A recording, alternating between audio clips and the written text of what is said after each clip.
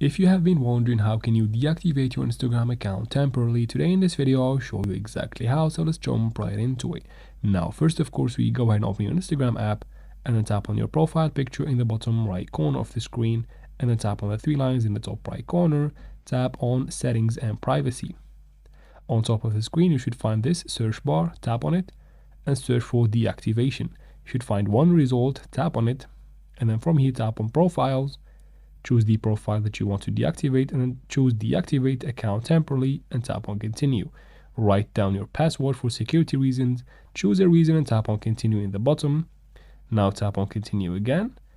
Now tap on deactivate account, and just like that you have deactivated your Instagram account temporarily, and all you need to do to activate it again is to log back into that account. And that is it for this video, guys. I hope it was useful. If it was, please like and comment down below. Don't forget to subscribe for future videos like this one, and thanks for watching.